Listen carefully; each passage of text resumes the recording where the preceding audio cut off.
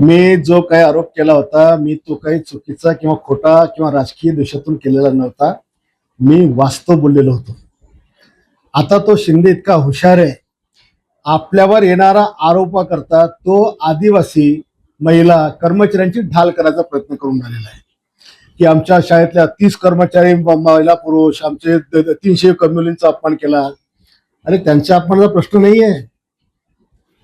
त्या राजे मंगल कार्यालयामध्ये ज्या ज्या मुली अतिशय 10-15 मुली त्या काही सज्ञान नव्हत्या, त्यांचं तुम्ही शोषण केलेलं आहे. ॲट्रॉसिटी कायदा तुमच्यावर दाखल व्हायला पाहिजे, पास्को तुमच्यावर दाखल व्हायला पाहिजे. आणि याचे माझ्याकडे सगळे पुरावे आहेत, सगळे पुरावे आहेत. आणि मी पुराव्यानिशी देईल. सगळ्यांना माहिती आहे याच्या आश्रमशाळेमध्ये काय काय चालायचं. काही एक मुलगा शाळेच्या गेटमध्ये पडून गेला, त्यात तो आरोपी नव्हता, पण पोलिसांचा वेळ होऊन की त्यांनी त्याला आरोपी केला.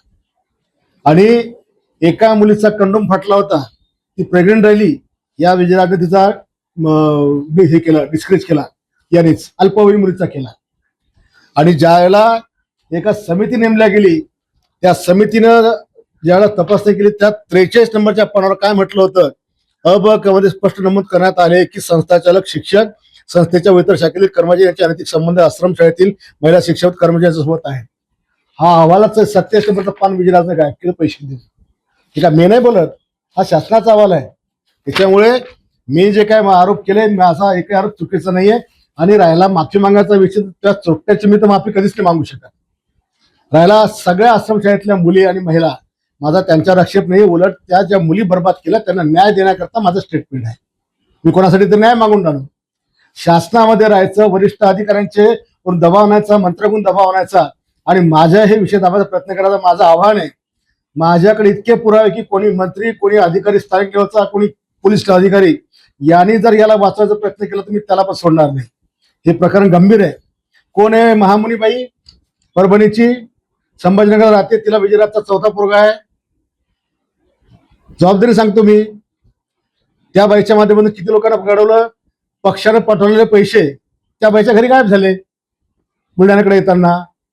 कोण आहे मुरमुरे नावाची मुलगी, माझ्या नावाचा नगरपालिकेच्या अध्यक्षाच्या निवडणुकीच्या 15 दिवसाआधी पोलीस स्टेशनला संभाजीनगर रिपोर्ट द्यायला लावला, खोटा रिपोर्ट द्यायला लावला.